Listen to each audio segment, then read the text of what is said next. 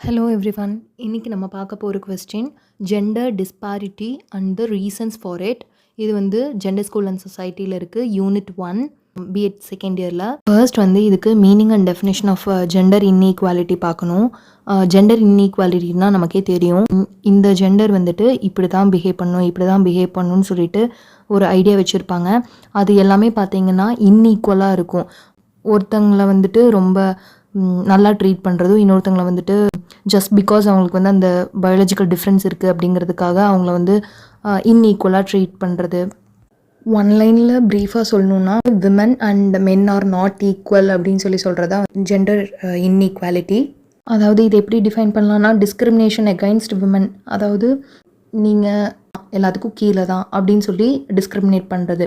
And அதனோட ரிஃப்ளெக்ஷனாக என்ன நடக்கும்னு பார்த்தீங்கன்னா, அவங்கள வந்துட்டு ரெஸ்பெக்டாக ட்ரீட் பண்ண மாட்டாங்க, டிக்னிஃபைடாக ஹேண்டில் பண்ண மாட்டாங்க, செக்ஷுவல் அண்ட் ஃபிசிக்கல் அப்யூசஸ் எல்லாம் பண்ணுறது, இந்த மாதிரியான விஷயங்களில் எண்டப் ஆகும். Reasons for gender inequality. First reason பார்த்தீங்கன்னா gender stereotypes and gender roles. ஸ்டீரியோடைப்பிங் பண்ணுறதுன்னா வந்துட்டு இவங்கன்னா இப்படி தான்ப்பா அப்படின்னு சொல்லிட்டு ஒரு மைண்ட் செட்டை வந்து வச்சுக்கிறது. ஜெண்டர் ஸ்டீரியோடைப் அப்படிங்கிறது என்னது? மேல்னா இப்படி தான், ஃபீமேல்னா இப்படி தான் அப்படின்னு சொல்லிட்டு சொசைட்டி வந்து ஒரு சில மைண்ட் செட்டை வந்துட்டு மக்களுக்குள்ளே வந்து திணிச்சிருச்சு. Second one, patrilineal system. இது என்னன்னு பார்த்தீங்கன்னா, மேல் கம்யூனிட்டி தான் அத்தாரிட்டேட்டிவாக இருக்கணும், விமனை வந்து கண்ட்ரோல் பண்ணணும், எக்ஸ்ப்ளாய்ட் பண்ணிக்கலாம். லைக் நிறையா ஹவுஸ் ஹோல்ட்ஸில் வந்துட்டு சொல்கிறது நம்மளே கேட்டிருக்கோம், ஏன் பொண்டாட்டி நான் அடிப்பேன், ஏன் பொண்ணு நான் அடிப்பேன், அந்த மாதிரி சொல்கிறது நாட் ஃபேர். பட் இது வந்து எல்லா ஹவுஸ் ஹோல்ட்லேயும் நடக்குது. ஒய்? பிகாஸ் இது வந்து ஒரு பேட்ரியார்க்கியல் மைண்ட் செட் தான் வந்து அவங்கள அந்த மாதிரி பிஹேவ் பண்ண வைக்குது. இந்த பேட்ரியார்க்கியல் கண்டிஷன்னால் என்னென்னலாம் நடக்குதுன்னு பார்த்தீங்கன்னா, விமன் வந்து சைல்ட்ஹுட்லேருந்து அவங்களோட ஃபாதரை வந்து டிபெண்ட் பண்ணியிருக்கிறது ப்ரொடெக்ஷனுக்காக. அண்ட் ஆஃப்டர் மேரேஜ் வந்து அவங்களோட ஹஸ்பண்டை டிபெண்ட் பண்ணியிருக்கிறது, ஆர்எல்ஸ் அவங்க வயசான காலத்தில் அவங்களோட சன்னை டிபெண்ட் பண்ணியிருக்கிறது. ஈவன் மனுநீதியில் கூட எந்த ஒரு சர்க்கம்ஸ்டன்ஸ்லையும் விமன் வந்து இண்டிபெண்ட்டாக இருக்கக்கூடாது அப்படிங்கிறத வந்து சொல்லியிருக்கு. ஸோ இந்த மாதிரியான பேட்ரியார்க்கியல் மைண்ட் செட் தான் ஜெண்டர் இன்இக்வாலிட்டிக்கு ரீசன்ஸாக இருக்குது அப்படிங்கிறாங்க. Third one, poverty. இந்த பாவர்ட்டிக்கும் இன்இக்வாலிட்டிக்கும் வந்துட்டு டைரக்ட் ரிலேஷன்ஷிப் இருக்குது. பிகாஸ் ஈவன் ரிசர்ச்சர்ஸில் கூட என்ன சொல்கிறாங்கன்னா, பாவர்ட்டினால தான் வந்துட்டு நிறைய பேர்த்துக்கு ஏர்னிங் ஆப்பர்ச்சுனிட்டிஸே கிடையாது அப்படின்னு சொல்கிறாங்க. 70% ஆஃப் விமன் வந்து பிலோ பாவர்ட்டி லைனில் தான் இருக்காங்க அப்படின்னு சொல்கிறாங்க. இதனோட ரிஃப்ளெக்ஷன்ஸ் எப்படி இருக்குன்னு பார்த்தோம்னா, அவங்களால இண்டிபெண்ட்டாக இருக்க முடியாது, ஏர்னிங்ஸை வந்து ஏற்படுத்திக்க முடியாது, அவங்களால ஒரு சொந்தமாக நிலம் கூட வாங்க முடியாது. ஈவன் நிறைய ஹவுஸ் ஹோல்ட்ஸில் எப்படி இருக்குன்னு பார்த்தீங்கன்னா, ஒரு நிலம் வாங்குறாங்கன்னா அது ஹஸ்பண்ட் பேரில் தான் எழுதிப்பாங்க, அவங்களோட ஒய்ஃப் பேரில் ரொம்ப கம்மி தான். ஆல்சோ பார்த்தீங்கன்னா அவங்களோட ஃபாதர்ஸ் கிட்ட நிறைய இப்போ கொஞ்சம் மாறிட்டு இருக்கு. பட் இன்னுமே நிறைய அந்த மாதிரியான திங்ஸ் ஹேப்பனிங். எப்படின்னு பார்த்தீங்கன்னா, அவங்களோட முன்னோர்களுடைய சொத்து வந்து இவங்க வந்து பொண்ணு அப்படிங்கிறதுனால எடுத்துக்க முடியாது.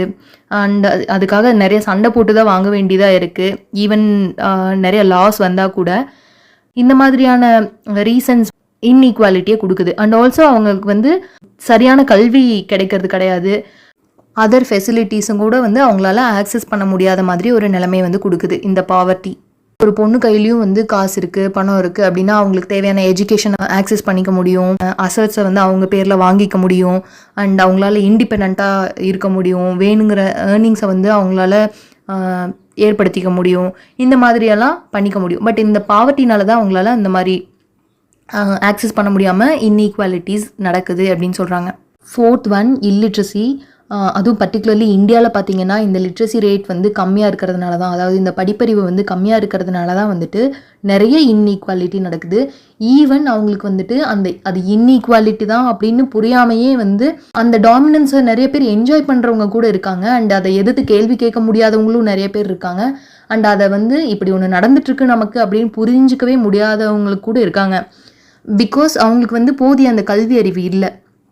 அதுதான் வந்து இந்த இன்இக்வாலிட்டிக்கு one of the reasons. Next one, lack of employment opportunities. Literacy ரேட்னால இந்த எம்ப்ளாய்மெண்ட் ஆப்பர்ச்சுனிட்டிஸ் கட் டவுன் ஆனாலுமே மெயின் ரீசன் என்னன்னு பார்த்தீங்கன்னா, நிறைய இந்தியன் ஃபேமிலிஸில் வந்துட்டு விமனோட ரோலே ஃபேமிலியை டேக் கேர் பண்ணிக்கணும் அப்படிங்கிறது தான். ஸோ அவங்க ஃபேமிலி ரொட்டீன்லாம் பார்த்துட்டு அண்ட் அவங்களுடைய ஜாபில் அண்ட் கெரியரில் ஃபோக்கஸ் பண்ண முடியாததுனால ப்ராக்ரஸே வந்து இழக்கிறாங்க. ஈவன் வந்து அவங்களோட மெட்டர்னிட்டி லீவ் வருது அப்படின்னா இன்றைக்கி நிறைய லாஸ் வந்திருக்கு. பட் இன்னுமே வந்து ப்ரைவேட் செக்டார்ஸ்லலாம் இல்லை, திரும்ப வந்து அவங்கள வந்து ஃப்ரெஷராக தான் கன்சிடர் பண்ணுவாங்க. இந்த ஃபேமிலியை டேக் கேர் பண்ணிக்கிறது இதிலெல்லாம் வந்து அவங்களோட எம்ப்ளாய்மெண்ட் ஆப்பர்ச்சுனிட்டிஸவே வந்து இழக்கிறாங்க. அது மட்டும் இல்லாமல் விமன்னாக சில்ட்ரனை டேக் கேர் பண்ணிக்கிறது, ஃபேமிலியை பார்த்துக்கிறது, இதனால் அவங்களோட ஸ்கில்ஸ் பெரிய அளவில் டெவலப் பண்ணாததுனால ஒர்க்லேருந்து டெர்மினேட் பண்ணுறாங்க.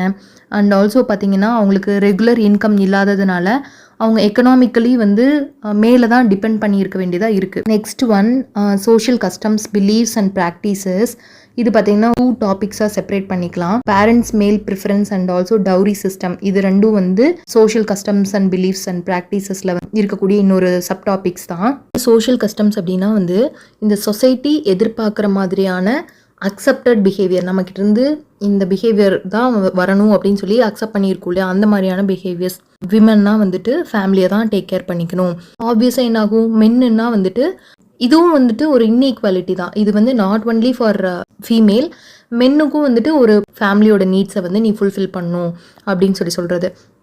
ஸோ இந்த மாதிரியான இன்இக்வாலிட்டி சொசைட்டி வந்து எதிர்பார்க்குற அந்த கஸ்டம் பிஹேவியர்ஸ்னால. அது மட்டும் இல்லாமல் விமென்க்கு வந்து போதிய ரைட்ஸ் வந்து கிடைக்காதது. லைக் எஜுகேஷனில் தேவையான அளவு ரைட்ஸ் கிடைக்காதது, ப்ராப்பர்ட்டிஸில் தேவையான அளவு ரைட்ஸ் இல்லாதது, இந்த மாதிரியான விஷயங்கள்லாம் வந்துட்டு அதனோட தாக்கத்தினால ஏற்படுறது. இந்த மாதிரியான விஷயங்கள் வந்து பார்த்திங்கன்னா அவங்க சைல்டுஹுட்லேருந்தே அதுக்கு வந்து ட்ரெயின் ஆகிருப்பாங்க.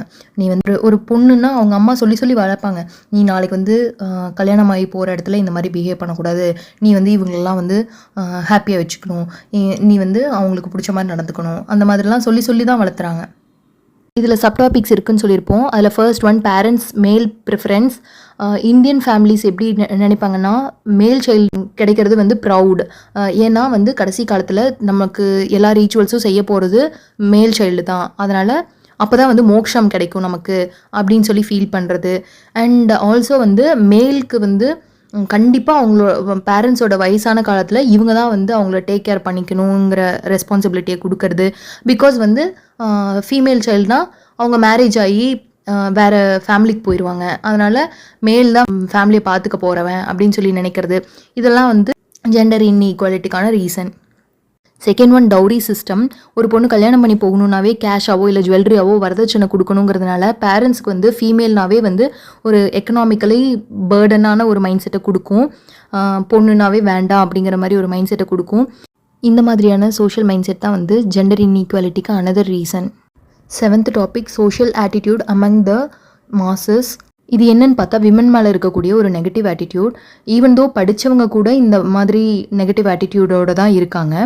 இதுக்காக எவ்வளவோ சோஷியல் ஆக்டிவிஸ்ட்லாம் வந்துட்டு ஃபைட் பண்ணாலும் அண்ட் நிறையா ஃபைட் பண்ணி சோஷியல் அண்ட் இண்டஸ்ட்ரியல் டெவலப்மெண்ட் வந்து விமன் சைட்லேருந்து வந்தாலுமே இந்த நெகட்டிவ் ஆட்டிடியூட் வந்து இன்னும் குறையலை.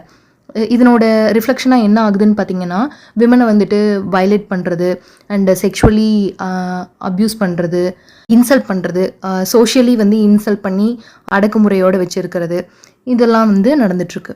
8th one lack of awareness among women.